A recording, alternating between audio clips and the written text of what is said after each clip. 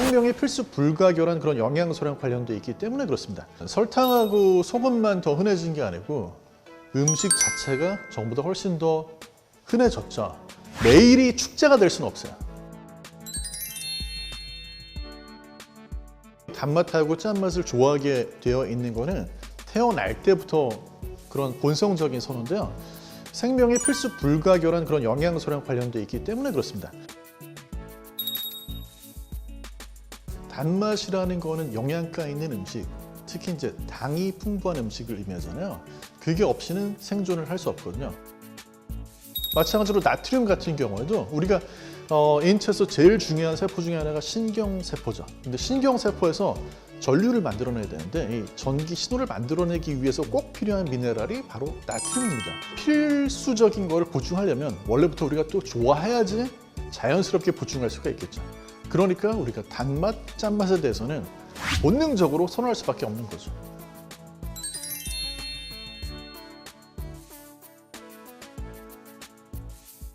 지금까지 천일염 같은 경우에는 사실 만드는 과정이나 이런 것들이 자동화되어 있지는 않으니까 인력이 되게 많이 필요하잖아요. 그러니까 그만큼 만들기가 힘들었겠죠. 또 설탕 같은 경우에도 대단히 노동 집약적인 그런 산업이기 때문에 사탕수수나 사탕물을 재배하는 과정에도 인력이 대단히 많이 들고 그걸 또 그대로 먹을 수 있는 게 아니라 이제 그걸 또 끓이고 정제해서 설탕으로 만드는 그런 과정에도 상당히 많은 인력이 필요했었고 대단히 귀한 식재료로 취급이 될 수밖에 없었죠. 이제 유럽에서 귀족들이 어떤 연회를 열 때 설탕으로 만든 장식이라든지 과일, 무슨 뭐 조각상 이런 것들을 많이 늘어놨어요. 왜 그랬냐면 설탕을 거기에 이렇게 늘어놓음으로 인해 가지고 자기들이 이렇게 부하고 명예하고 그다음에 높은 신분, 지위를 가지고 있다 이런 걸 보여주려고. 그만큼 어떤 설탕이라는 거는 굉장히 희귀한 식재료였다는 거죠.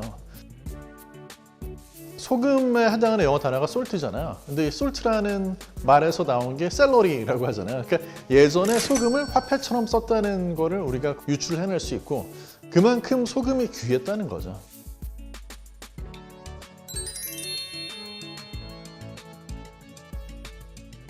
설탕하고 소금만 더 흔해진 게 아니고 음식 자체가 전보다 훨씬 더 흔해졌죠.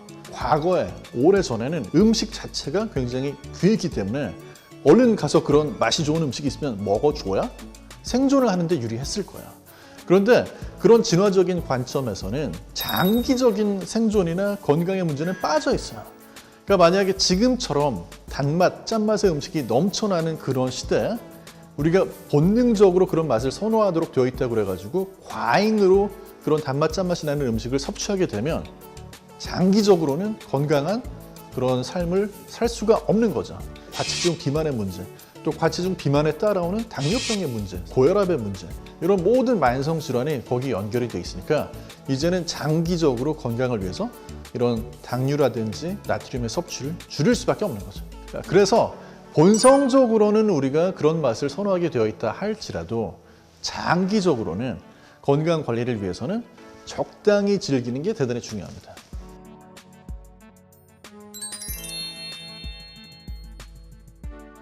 그 음식 하나하나에 들어간 당류의 양을 정확히 모르고 먹는 경우가 많습니다. 예를 들어 대표적인 케첩 같은 경우인데 케첩에도 거의 20% 가까이 설탕이 들어있거든요. 그래서 케첩을 먹을 때 사실 거기에 첨가되어 있는 당류까지 같이 먹게 되는 건데 거기에 대해서 별로 의식하는 사람이 많지 않죠. 마찬가지로 이제 청량음료 같은 걸 마시는 경우에도 거기에 첨가되어 있는 당류를 같이 섭취하게 되는 거거든요. 근데 여기에 대해서 이제 우리가 주의를 기울이지 않으면 우리도 모르는 사이에 상당히 많은 양의 당류를 무의식적으로 섭취하게 되는 거죠. 소금 같은 경우에는 인체에서 필요로 하는 양도 있겠지만 또 한편으로는 식품을 만들 때 식품의 저장이나 보존을 위해서 거기에 필요한 양도 있어요. 현대 냉장 기술로 인해 가지고 음식을 훨씬 더 낮은 염도로도 오래 보관을 할 수 있게 되다 보니까 그런 것들로 이제 수반되는 기술적인 변화로 인해서 지금은 소금 섭취를 예전만큼은 많이 안 해도 되는 그런 상태로 바뀌었습니다. 거기에 맞춰서 우리도 이제는 우리 몸에 필요한 만큼만 그 최소한만큼만 소금, 나트륨을 섭취를 하면 되는 거죠.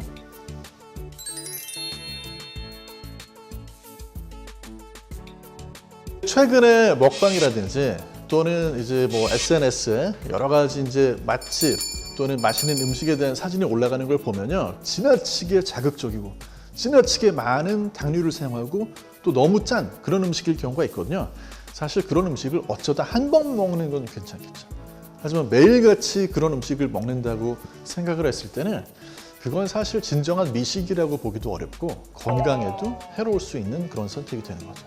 진짜 미식가는 일상생활에서 일상식이 미식이 돼야지 맛집을 찾아다니는 게 다는 아닙니다.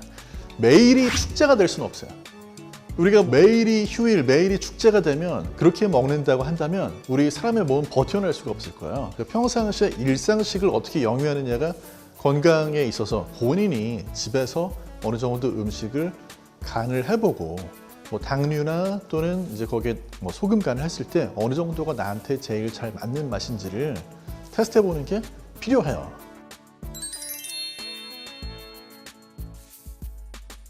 그리고 제가 권해드리는 것 중에 하나는 집에도 염도계를 가지고 계신 게 좋아요. 우리가 어떤 국물 음식을 먹을 때든지 간에 내가 좋아하는 요 정도 염도가 염도계로는 어느 정도구나 하는 걸 알 수 있거든요. 그렇게 되면 불필요하게 음식에 짜게 간을 해서 먹는 일은 좀 줄어들게 되겠죠. 단맛 같은 경우에는 사실 얼마나 달게 먹느냐 하는 문제도 중요하지만 어떤 음식을 먹느냐에 따라서 거기에서 섭취하는 당의 양이 대단히 많이 달라집니다.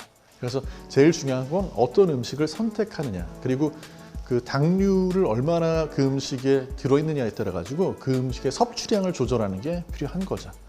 실제로 우리가 단맛하고 짠맛에만 너무 매몰되지 않으려면 다양한 다른 맛을 이용하는 방법이 아주 효과적이거든요. 음식이 조금 짠맛이 부족한데 할 때 무조건 거기에 소금부터 넣는 게 아니고 거기에 감칠맛이 나는 조미료를 좀 넣을 때도 있고요. 또는 신맛이 나는 식초나 레몬즙을 살짝 넣을 때도 있거든요. 그러면 음식 맛이 더 복합적일수록 아무래도 덜 달아도 더 깊은 풍미를 느낄 수 있거든요. 예를 들면 단맛이 실제로 존재하지 않고 달콤한 향이 있는데도 그것 때문에 음식이 더 달다고 느낄 수 있어요. 그 음식의 어떤 향이나 풍미 같은 걸 더 복합적으로 만들어주게 되면 사실 당류의 섭취량은 줄이면서도 달콤한 어떤 그런 풍미는 더 그윽하게 즐길 수 있는 거죠. 네, 단맛과 짠맛은 인간의 본성적으로 선한 맛이고 우리 생존의 필수적인 맛이지만 과유불급이라고 지나치게 섭취했을 때 좋은 그런 것은 아닙니다.